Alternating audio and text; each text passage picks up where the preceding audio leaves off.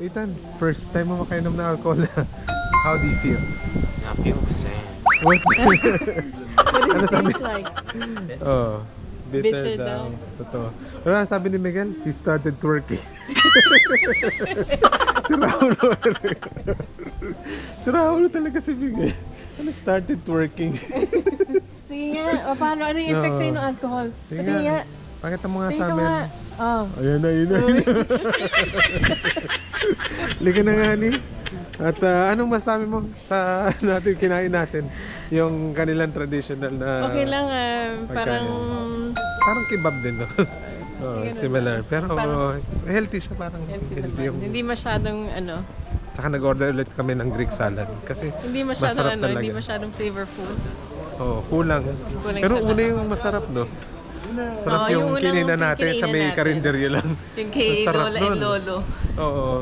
Panoorin nyo, ipopost ko dito sa may video natin. Attach natin. Share Oo. natin. Yung mga kinain natin na Oo. sa tingin ko, yun na lang. I-attach Kasama natin. Ah, Miguel. Miguel. Wala mo ng vision. Ethan's first. Take care, it's very powerful. Is it powerful? Oh no! Oh dear. Messi. I drank it, I slept very well. You tried it. You slept very well. All day. You know, it's Iraqi, it's got Oh yes, yes. grapes. Ah, Fantastic, thank you. Alcohol of grapes, 40%. 40%. 40%. Alright guys. Yeah. Salute. No, this is 19%. Oh, 19. Water in it. Then you do. This is not Tipur. This is Iraqi. It's light.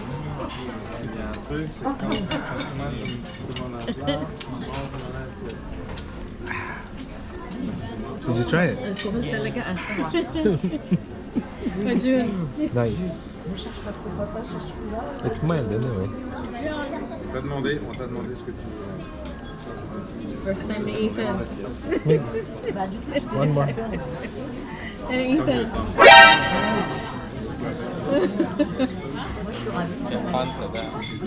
Matapang. Ganito naman eh. Matapang. Try another one. Try. Last one, make another one. Ready? Dati sa'yo na ito. Yung last Seriously? ko na to.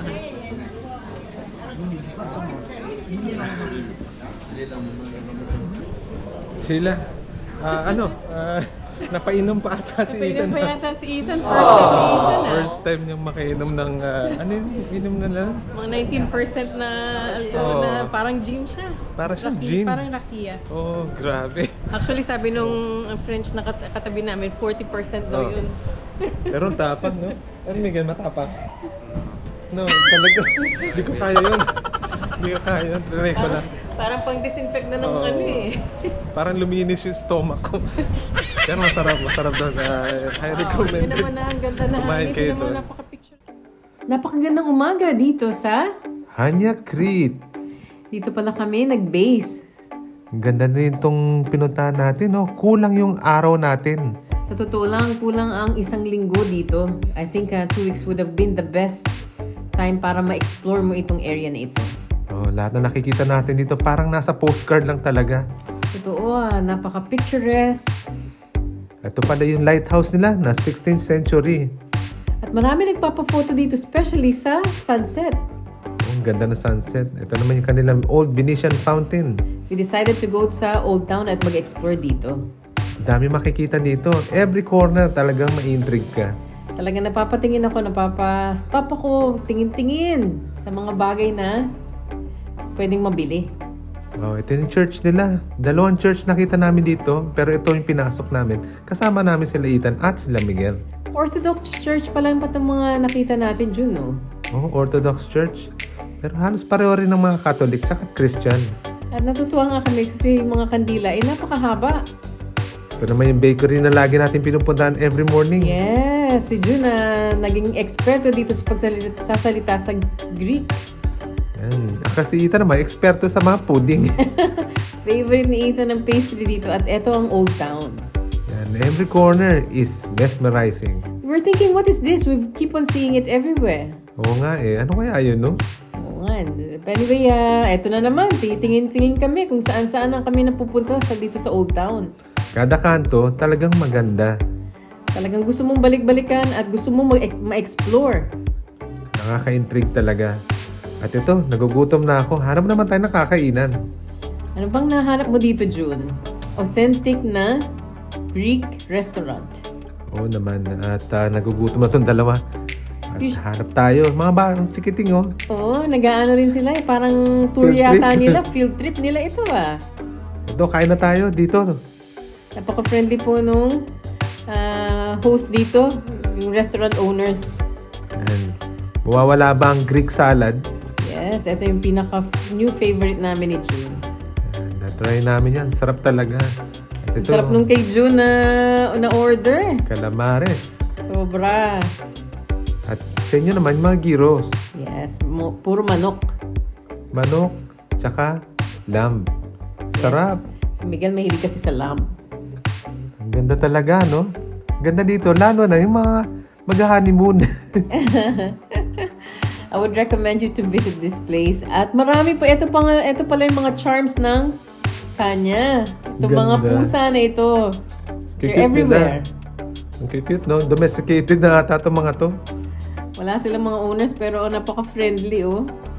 Everywhere we go, no, sa kanya, meron talagang pusa. Pinapakain sila dun sa mga restaurants usually, nakikita namin. O, panoorin yung mga videos namin at papakita namin mga nakikita namin mga pusa. Napakaganda, no? We decided to explore dun sa lighthouse. Sunset na. At ang ganda talaga. Yung mga bata nga, they keep on winding up each other as we were walking. Memorable din sa atin to, kasama sila. Yes, we treasure every moment na kasama yung mga bata. Ito sa gabi naman, naglalakad tayo. Walang oras magpahinga talaga. Lakad lang ng lakad. Ang daming mga taong nag-explore din, kagaya natin. Oo, pero hindi masyado katulad nung peak talaga ng tourist time. Totoo. Maybe this is the best time to visit the place. Ito, buti na lang meron ditong arcade, no? Pa-challenge tong mga tatlo sa punching game.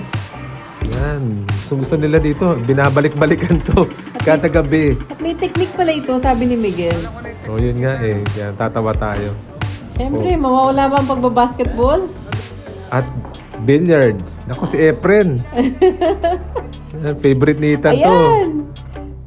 Napasabak na Yun. rin ako. Wow. Ito yun, maraming salamat. I hope you get to enjoy our vlogs. At June is still editing yung aming pag-explore sa dagat. At ito naman talaga ay memorable sa atin talaga. Itong pag-visit natin sa Hanya Crete. Yes, very memorable and surely we will be back at some point. Oo naman. Babait ng mga tao dito. First time namin nakamit ng mga Greek, mabait talaga sila. Very friendly para mga Pilipino din. At itong mga souvenir shops ay parang nare-remind ako sa Pilipinas. Nung bata ako, may mga ganitong mga souvenirs ako nakikita. Oh, yung mga shells, no, na ginawang mga ornaments. Oo, mga shells at saka yung puffer fish. June, tatandaan mo? Ah, oo, nakita ko dito. Nisi ko, ani mo naman yan. At may mga bracelet. Yan, mga fridge magnet. Ibang klaseng pwede mong iuwi. Jewelry cases. Ang ganda, no? Tapos meron pa dyan parang sponge. sponge? Sponge ba yun? Ewan ko pa, parang seaweed yan na ginawang spong, ha? Oh, siguro, no? Mura lang siya. At may lupa din, syempre. Yan yung na murang-mura, oh. Pwede nyo nang bilhin. Sabi nila, June, pag Mediterranean diet daw ay it's a good for your body. Oo nga, eh. Healthy eating talaga. Totoo. This is what we thought when we were eating in there. Yan. Ako, kung magpapasalamat lang ako sa Hanya Crete. Welcome tayo mabuti. At na-enjoy natin lahat. Very good experience, very memorable, no hard sell. Just a fun memories to treasure forever. In return, ibabalik natin dahil papakita natin sa mga vlog natin, mga napuntahan natin. At hindi lang paglalakad at pag-video, i-drone rin natin to. So enjoy the drone shots from this point now. Alright guys, this is from June and She. Filipino family in the UK. I hope you get to subscribe and watch our videos. Bye guys! Bye!